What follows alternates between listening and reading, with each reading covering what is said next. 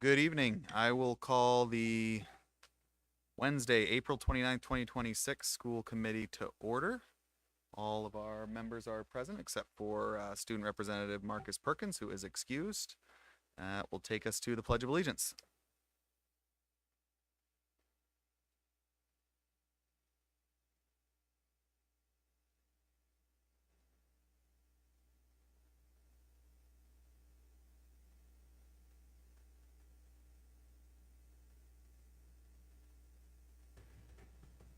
Thank you.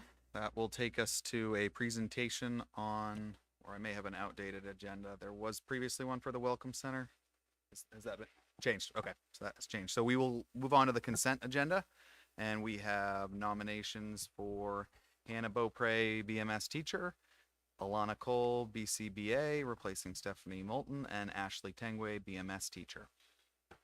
Appointments and resignations: Carter Marquis, BIS EdTech 2, Alex Millette, BMS PE teacher to retirement, Theodore Wolf, BHS EdTech 2, Stephanie Moulton, BCBA, Stacy Ordway, BPS EdTech, Marquis Pratt, BPS Pre-K EdTech, Jaden Rathburn, BPS EdTech 1, Justin Desper, APC teacher. Transfers: Jillian Palladino, BPS teacher moving to BMS teacher, and Joan Palladino, BIS teacher moving to BPS EdTech 3, and Andrew Burnell, APC math teacher moving to BHS math teacher, and Rebecca Miller, BHS math teacher moving to APC math teacher. So moved. Motion from Marie, second from Amy. All those in favor? That is unanimous.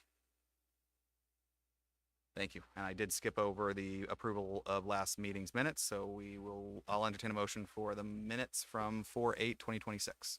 So moved. Second. Moved and seconded. All those in favor? That is also unanimous. Thank you, Marie. Moves us on to the superintendent's report. Superintendent Ray. All right, good evening, everybody, and welcome back from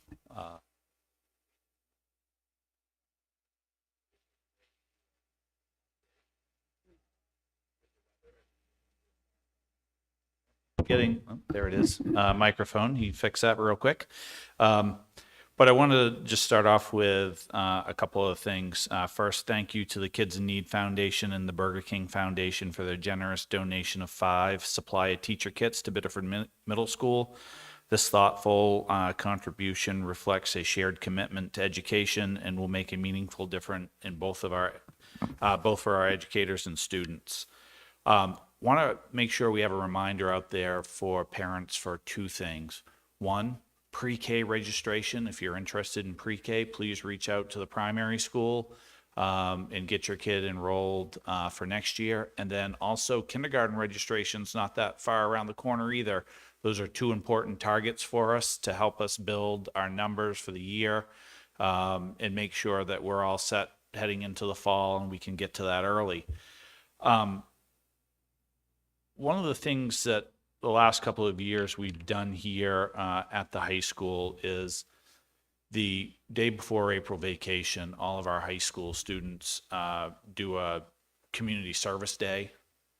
And so we take, almost 900 students and put them out into the community volunteering for a day.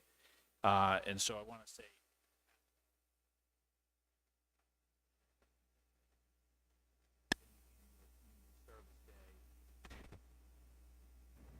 what's interesting about that day is it is the day before vacation and could very much be a day where a kiddo in high school might say, you know what, the sun's shining, we could be fishing, we could be out doing whatever, we could be sleeping in. And I'm always so impressed of our student attendance on that day. And then going out into the community and doing all of those wonderful things. It just shows us that our young people are doing the right things most of the time. We all make mistakes from time to time, and that's part of growing up, but they are giving back, and whether it's cleaning up parks and trails or help at the food pantry or engage with senior citizens, they mentored young students. just a great day to show the community part of us giving back to what they support here coming in. Finally, I just want to recognize the fact that next week is Teacher and Staff Appreciation Week. The job of an educator, whether that's in the classroom, on a school bus, in the principal's office, or wherever you are, is not an easy job. And certainly has changed from what many of us have experienced when we were students.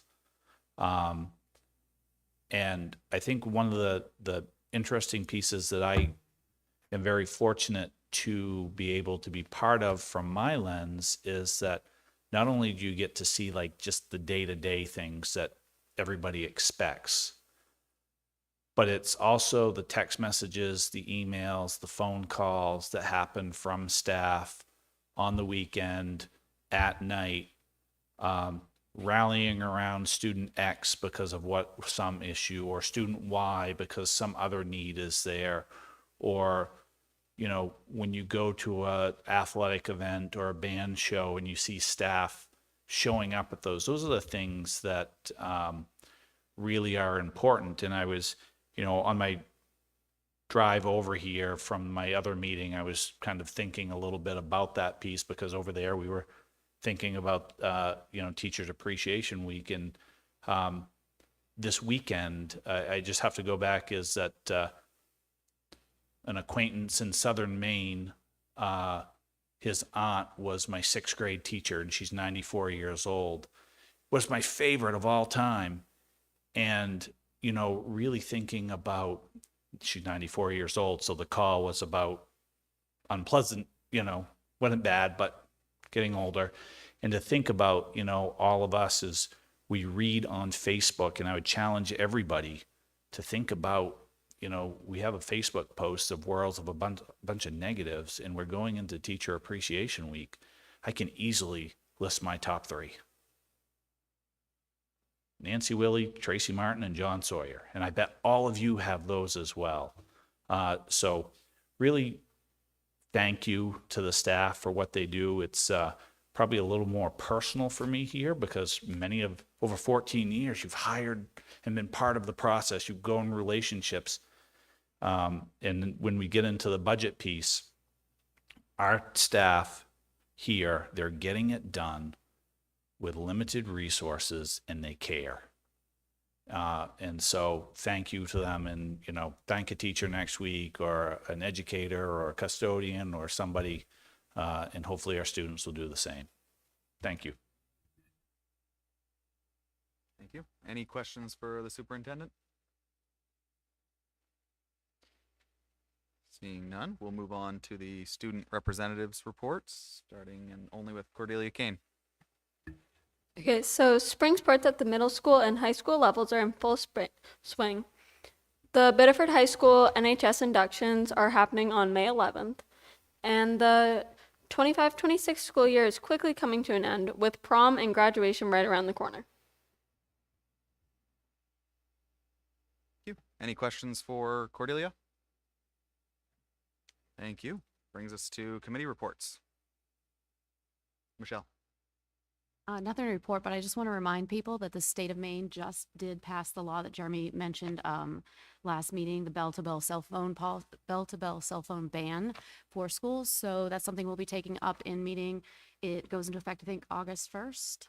So we'll definitely be talking about that in the next couple weeks and months.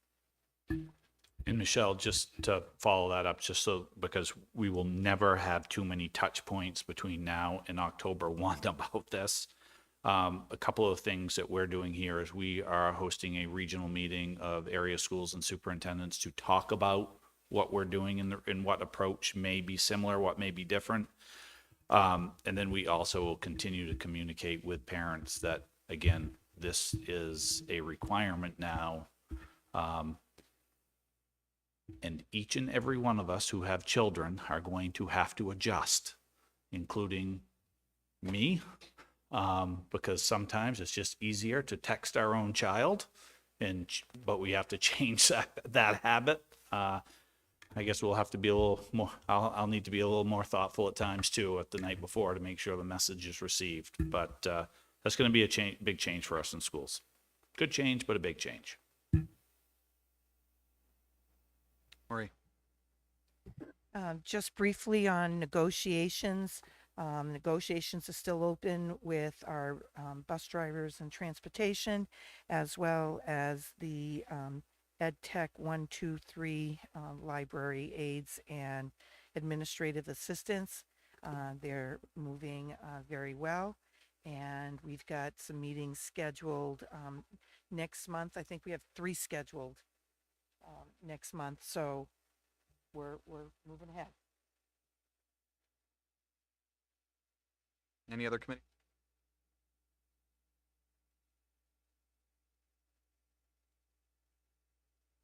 New business, starting with budget memo update. Superintendent.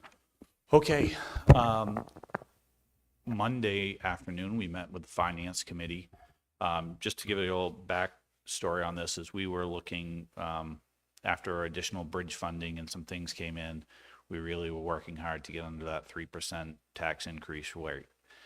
The revenue sheet was pulling a number from a backup sheet that gave me some false information.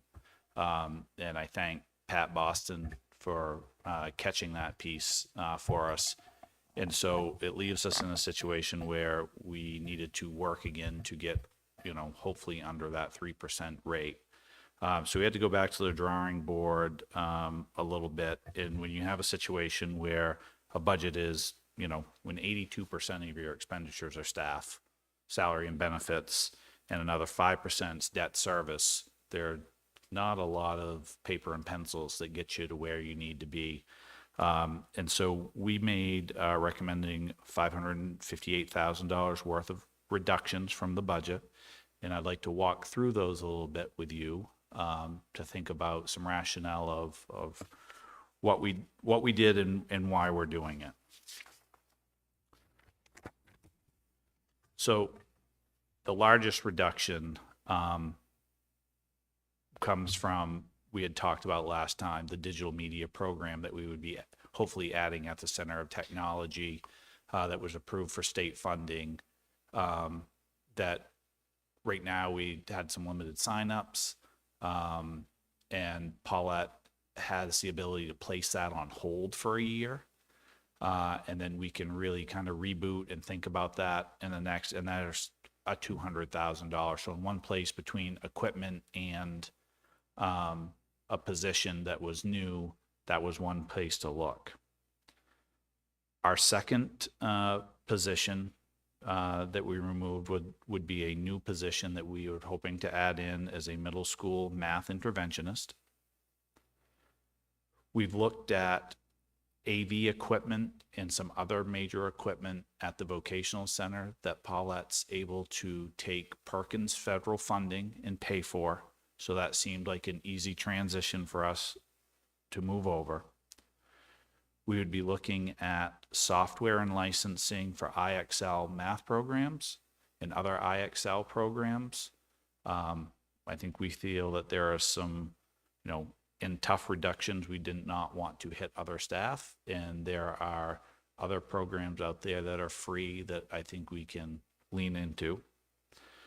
We also, throughout this process of having new computer software, one of our biggest challenges was around transportation, because what the software was doing was saying that if Jeremy drove the bus on a regular basis, but also drove the bus for a sporting event or a field trip, it kept pulling the salaries into the budget. And so we continued to comb through those and found some places where summer bus runs, homeless transportation, out of district, sub drivers, and a lot of their benefit lines really added up, because not only was it pulling the salaries, but it was pulling all of their benefits in again. And we were able to make some substantial reductions of well over $120,000 there. We are finishing the BPS building project, and we had some money for furniture in there, also some furniture at APC and tech supplies. We are lucky right now that we had some money in tech supplies, that the COT electrical program is actually running the wiring at the new location for APC, which will save us $7,000 or $8,000 by them doing the work. We have contingency funds left in the building project, will allow us to get furniture. We also had a PO for high school officials that was at $65,000. It pulled two together that we can reduce $20,000 from that. We had our staffing positions for ELL students that were able to maintain, but we did have a salary for a retiring teacher that was not hitting the books, so we had to make those adjustments throughout. And so that's up a little bit. We had duplicate lines for a field trip and for health services. We reduced substitute teachers, APC tech supplies, and various other software and other purchases to put us at 558, which $558,000 reduction, which brought us to that 2.9%. Now, as we always know that these are conversations, and I want to be very clear that out of all of these reductions, the one that I feel is really the most harmful for us would be the math interventionists, and that, my recommendation is to put this through, let the city council react, because obviously there will be a say there. But if for some reason we didn't need to go all of this way, my recommendation back to us would be math interventionist. And I want to think about a little bit, just making sure that as the community is watching and listening to this thing, that this is not done without a lot of thought from our principals, our staff who contribute. But this budget, we are lucky in some spaces because we are funding some positions that don't currently exist. One of them being small engine repair course at the vocational center, which has full enrollment ready for kids that are willing to be part. Adding a guidance counselor at the high school to focus on career and college admission planning transitions. We have the same number of guidance staff here that we had prior to adding the 8th grade. And we know that it's more difficult now for kids who are thinking whether they're entering the workforce, maybe continuing on to community college, which is a great option because it seems like that's going to be free, or those who are going to other college choices, and really looking at our guidance department and shifting that a little bit so that we can tailor it to those focuses. We know that our ML learners and ELL students need more support because our ratios are out of whack. We know that the 5th grade at the middle school shouldn't have 23, 24 kids in a classroom, and we have to keep those positions. And we know that behavioral interventionists and staff across our elementary schools are dealing with a lot of challenging behaviors of young kids as they transition into school, and giving us, giving them a chance to grow and learn and have a place to work with kiddos. I also need to continue to highlight that Biddeford Schools spends well below the state average in educational funding.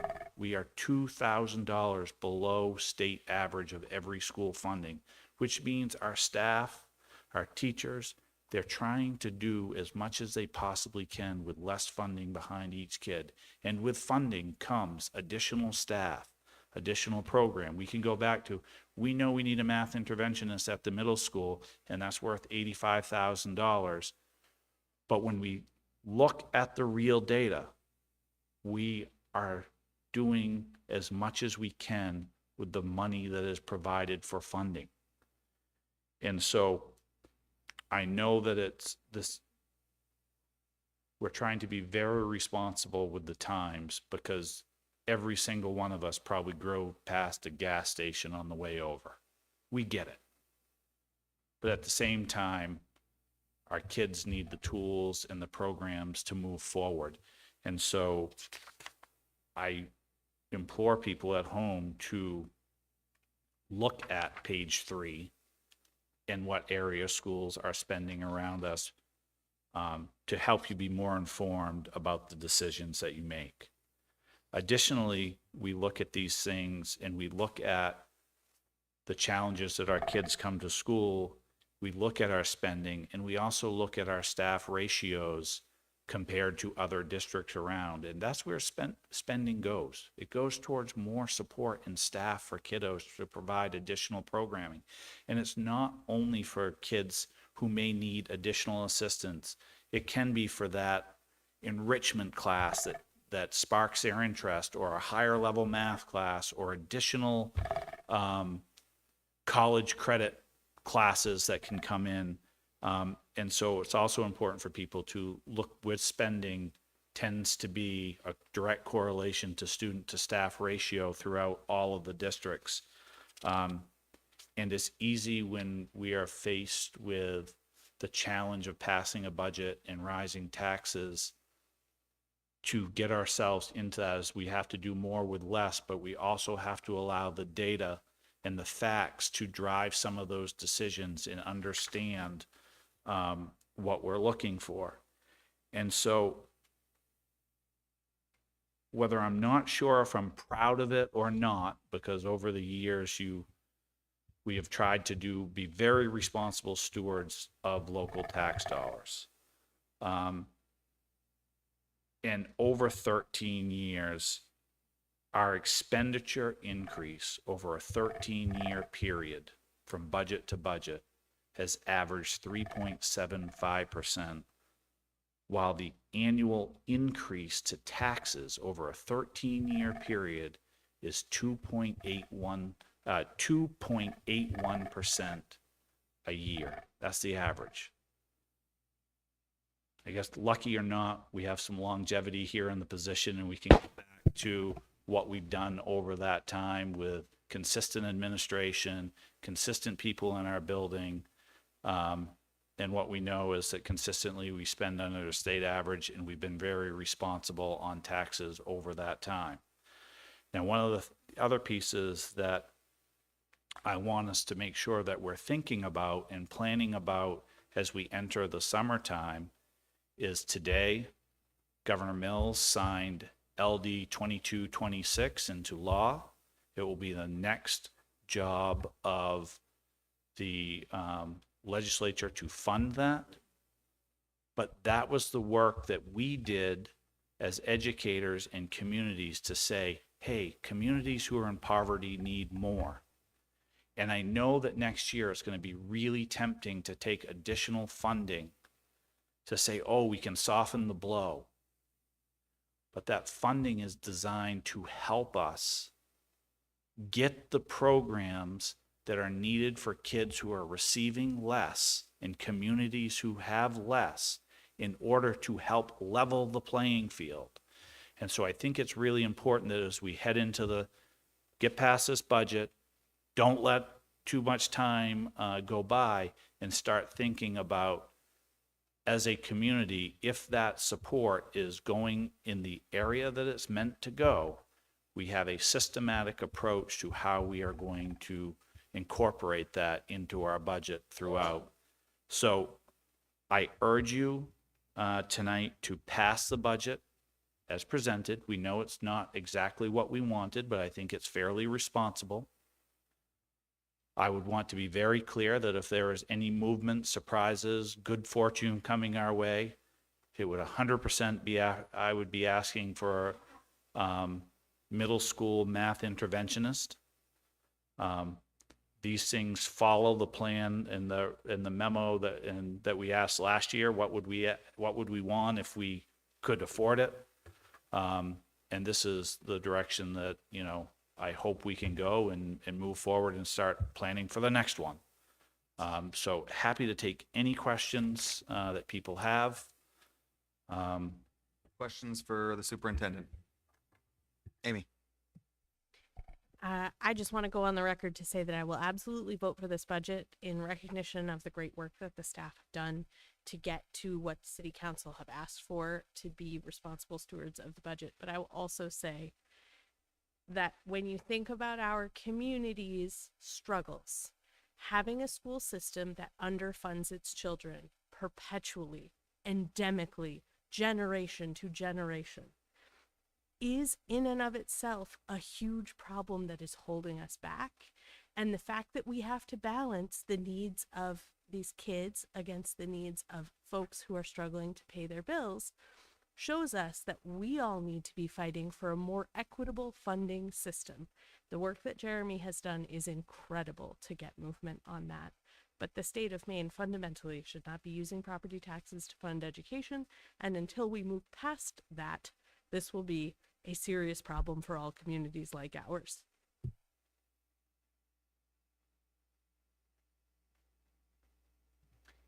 Superintendent Ray, I had a question on the math interventionist, the $85,000. If that were added back in, what would the increase be? So it's 2.9% increase as is with the 85. Do you have a 3.1, 3.2, somewhere in that range?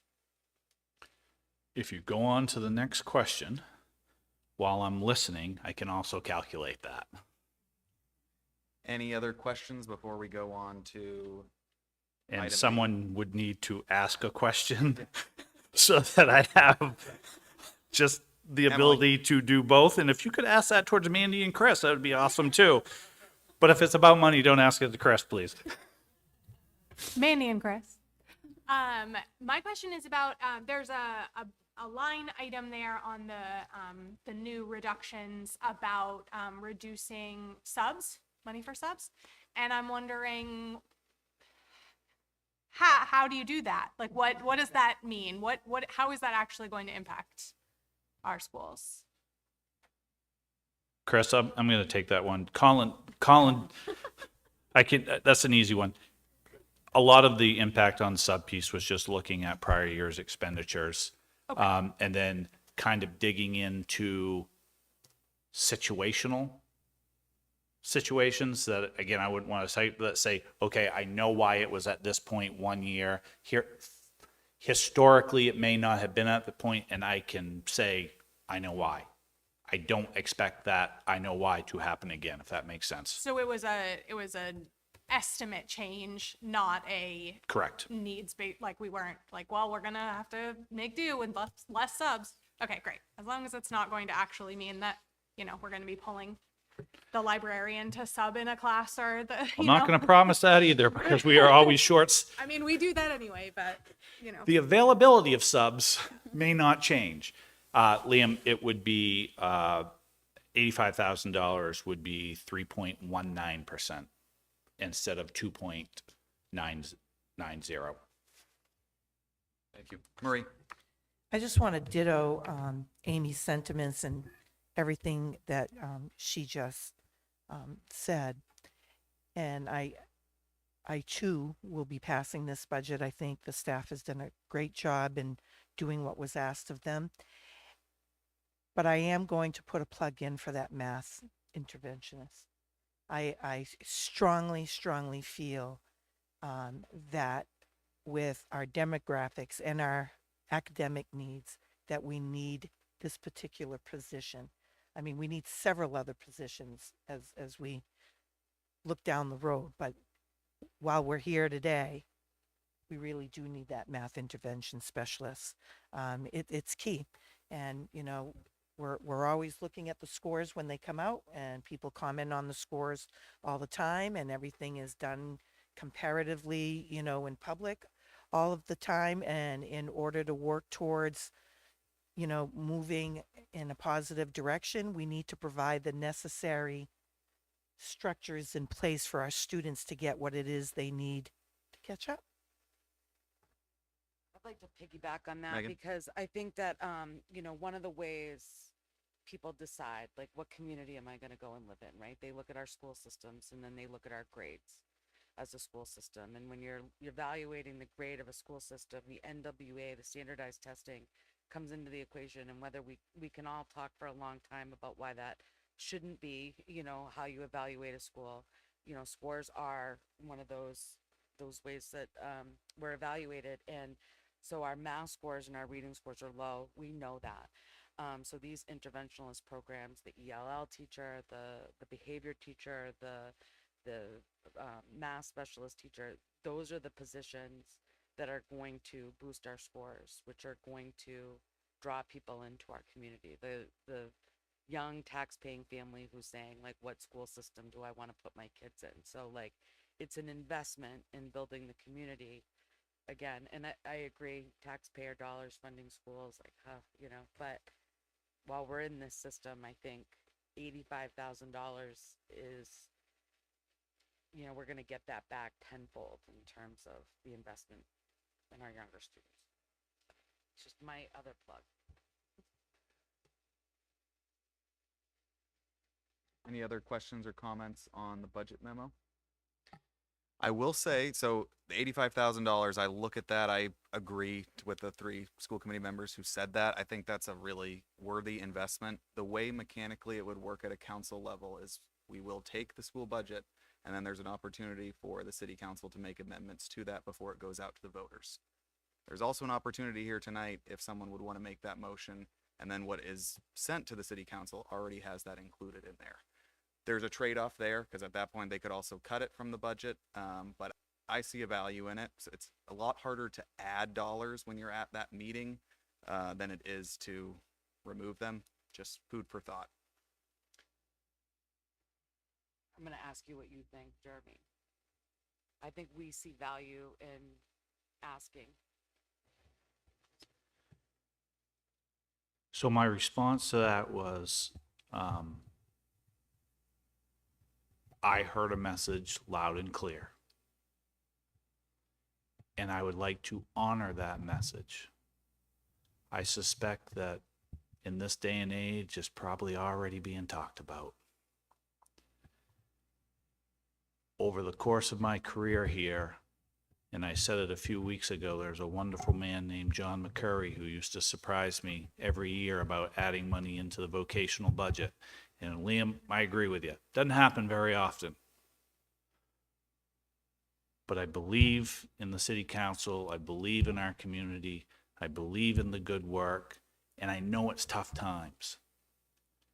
And so instead of us not delivering on what was clearly asked for, which we've done, we're not asking for anything else on that list.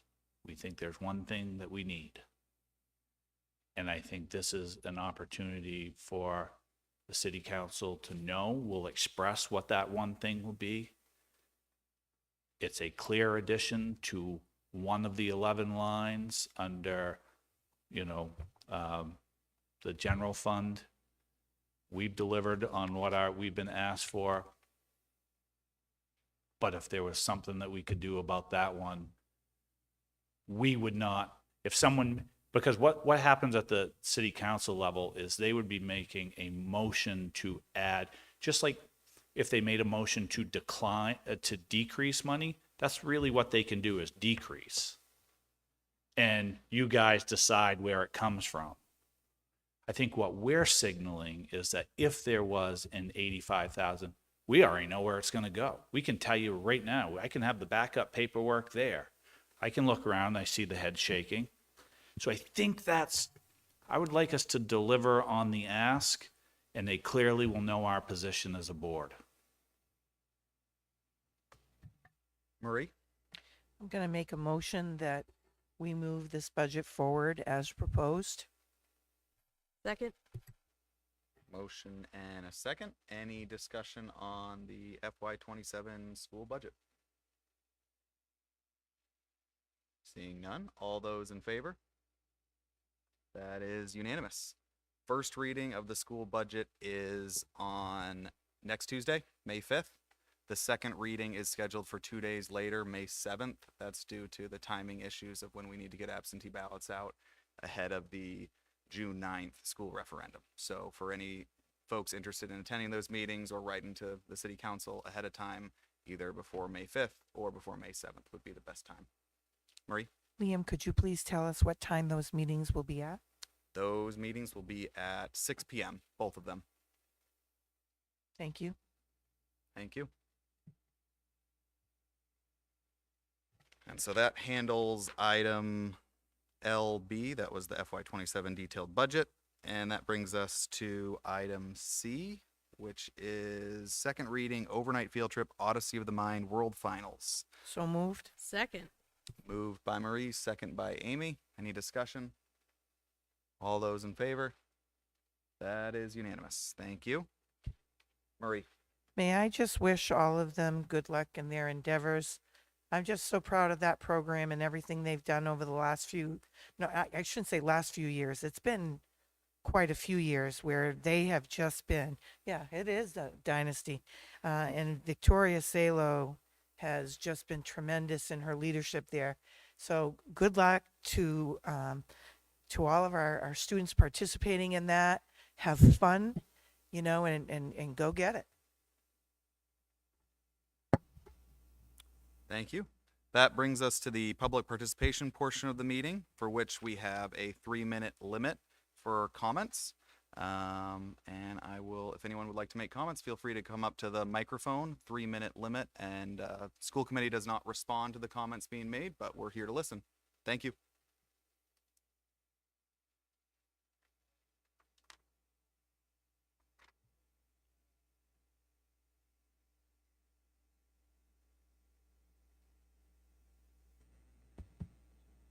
Thank you. Good evening. I'm here tonight to ask the board to take 2 steps that I believe are essential to protecting our students. Could you state your name? My name's Ben Fogg. I'm a student in the Biddeford school system. Thank you. First, I'm asking for a review and strengthening of the student password policy. In late March, my child's school email account was compromised during the school day. Someone gained access, impersonated my child, sent messages containing inappropriate and harmful content. We reported it immediately. When we spoke with our child, we learned just how predictable and easily attainable the student password format is. When we raised this with the school, we were told that stronger passwords would be inconvenient because students might forget them. I understand the desire to avoid disruptions, but student safety cannot take a backseat to administrative convenience. Maine's Student Information Privacy Act requires operators of school-used digital services to maintain reasonable security procedures and practices to protect student data from unauthorized access. A password is the first line of defense. A weak, easily guessed password simply isn't reasonable security, especially when a student email account can be misused to harm, impersonate, or manipulate a child. It feels inconsistent that we teach digital citizenship and responsibility, yet don't model those same principles in our own security practices. My second request is the creation or clarification of a clear procedure for responding to compromised student accounts. After the breach, the school initially acted quickly. But after our meeting with the principal and school resource officer, we asked for a deeper review of the account activity. More than a month has passed since then, with no updates despite multiple follow-ups. When a student's account is compromised, families deserve a transparent, timely, and consistent process. The absence of one leaves parents in the dark and students vulnerable. In short, I'm asking the board, strengthen the student password policy so it meets widely accepted security standards and Maine Student Information Privacy Act, as well as establish a clear, reliable response procedure for compromised accounts. These steps are practical, necessary, and directly tied to student safety, privacy, and trust. Thank you for your time and taking these concerns seriously. Thank you.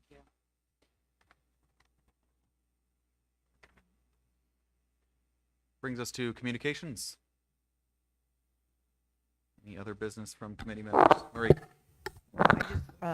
Just want to invite Monday, May 4th to the pie event. We're having pizza served, and the parents and staff involved have been asked to bring a person, a new person to the event. It's great for parent-student engagement at the high school level. So again, I'm going to urge people, if you're listening out there, even if someone hasn't invited you to the pie night, the pie night, please join. I'm inviting you, 6 p.m., 6:30 p.m., Monday, May 4th, in the Media Center. Thank you, Martha. Any other business? Yeah, just a reminder that on Saturday, 3 p.m. here is our Hall of Honor ceremony for our 2025 inductees.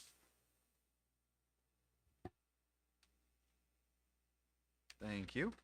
I will just share a few. First, I want to thank the Finance Committee for their work on the FY27 budget. I know that was a lot of work to take on. I want to also thank the administration, our new finance or business manager, Colin, for his work on this first budget. Thank you for that. All the principals, administrators that participated to see what we have here on the school committee and send it to the council. So thank you all for the work that goes into that. Additionally, encourage folks to attend or write comments for that May 5th City Council meeting for that first reading. As I mentioned, those are very helpful as the council deliberates on the budget.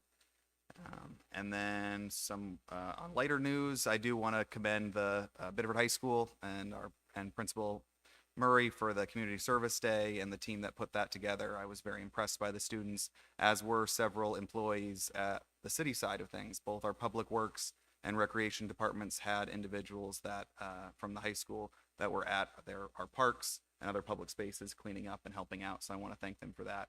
As well as Miss Leclerc's third grade class for their help with a tree planting at the J. Richard Martin Community Center last Wednesday as well.